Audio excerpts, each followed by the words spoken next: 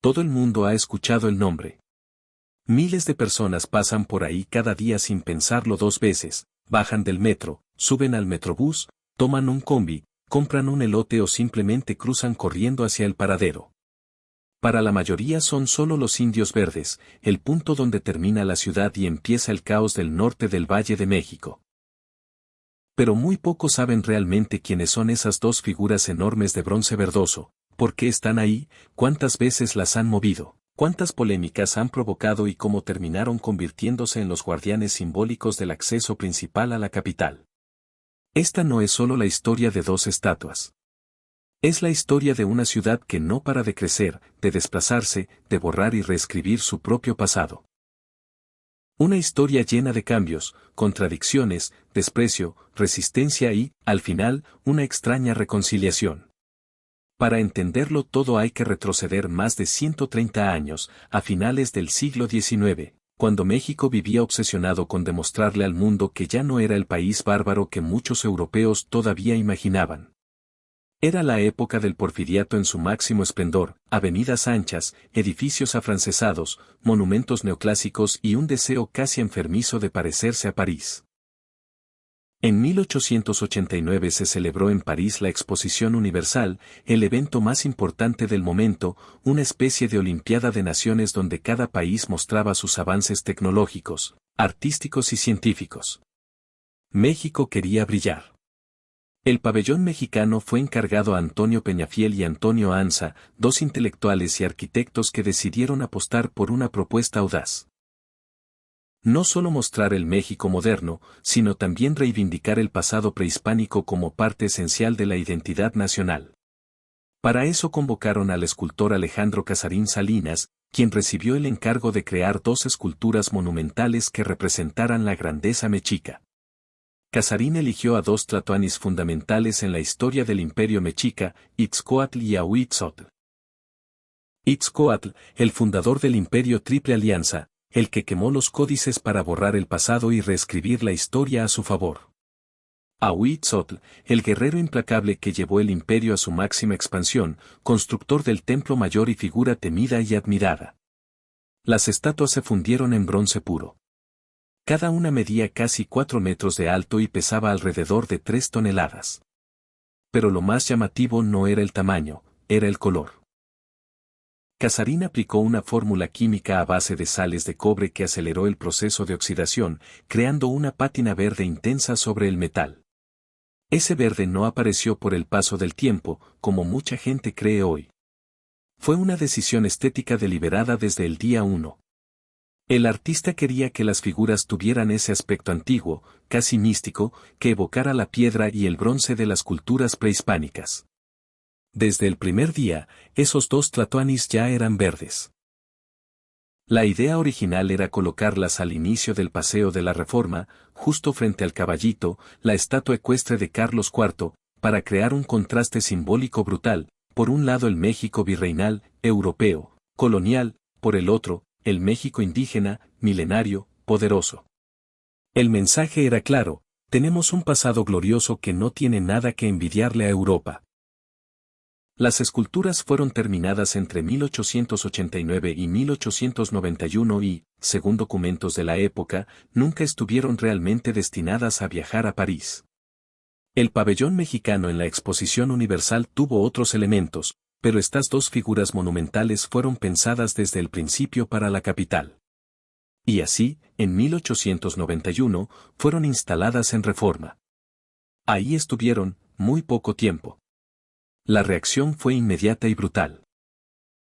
En pleno porfiriato, la Reforma se estaba convirtiendo en el escaparate del México civilizado, edificios neoclásicos, fuentes con dioses griegos, estatuas de bronce inspiradas en la mitología europea. En ese contexto, dos guerreros mexicas con macuahuitl, mazo de guerra y atuendo prehispánico parecían fuera de lugar, incluso ofensivos. Para las élites porfirianas, esas esculturas eran feas, rústicas, bárbaras. Algunos periódicos de la época las describieron como piezas sin valor artístico, monstruos de bronce que desentonaban con la elegancia de la avenida. Lo que realmente molestaba era que representaban algo que muchos preferían olvidar, el pasado indígena, el México que no encajaba en la imagen afrancesada que Díaz quería vender al mundo. La presión fue tan fuerte que en 1898 el ayuntamiento ordenó su retiro inmediato. Las estatuas fueron desmontadas y enviadas a un lugar completamente distinto. El Canal de la Viga, una antigua vía lacustre que conectaba el sur de la ciudad con el centro, por donde llegaban trajineras cargadas de verduras, frutas y flores desde Xochimilco y Chalco. Era un punto vivo, popular, rodeado de canales, chinampas y pequeñas comunidades.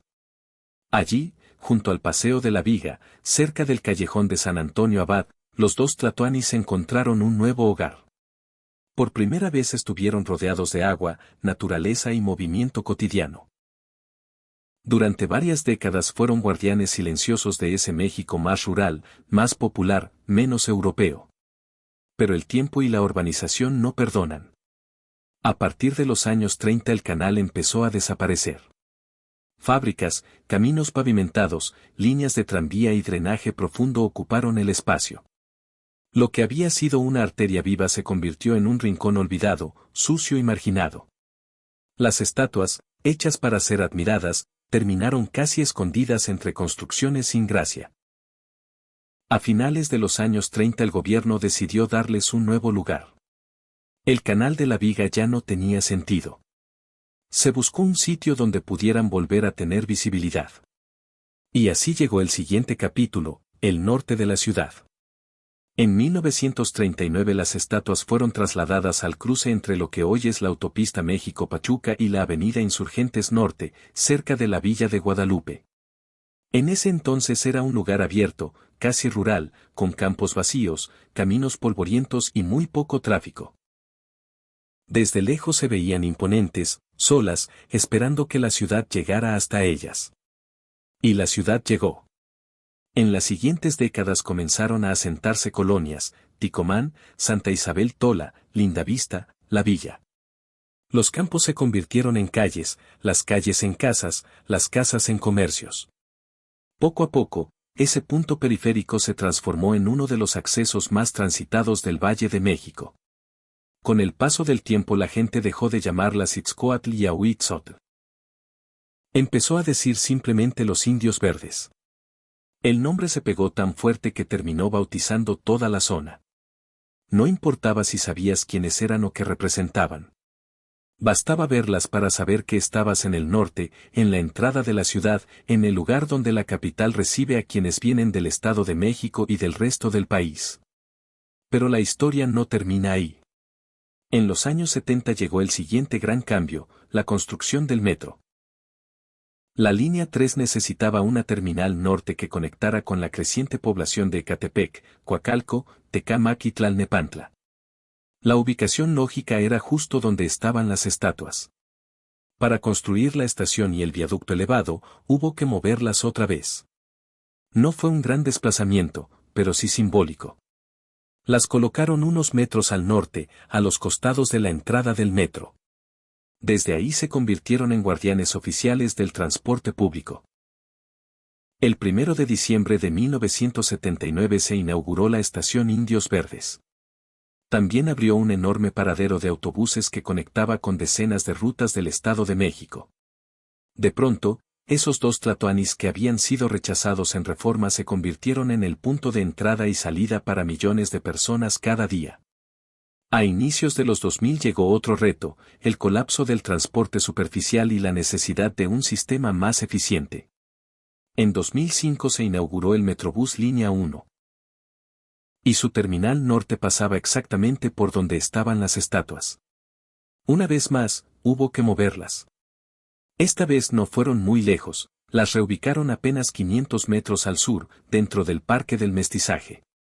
Ahí, en un espacio más abierto, rodeado de árboles, andadores y zonas de descanso, recuperaron algo de calma.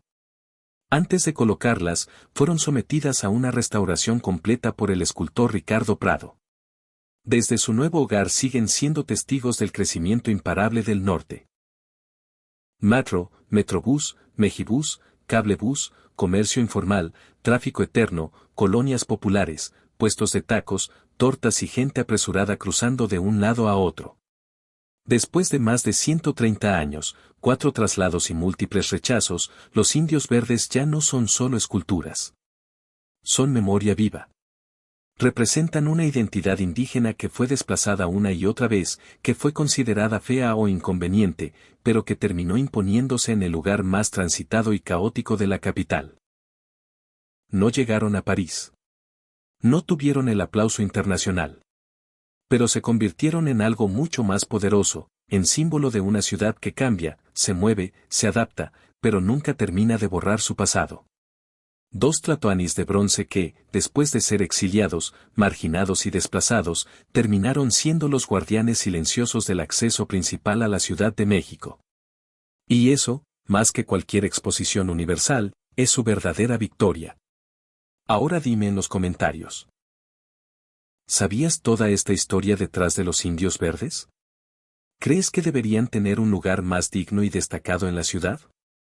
¿O prefieres que sigan siendo ese ícono popular y caótico que todos conocemos? Te leo abajo. Y si te gustó este recorrido por la historia oculta de la CDMX, dale like, comparte y suscríbete para más historias que la ciudad quiso olvidar, pero que nosotros no. Nos vemos en el siguiente video.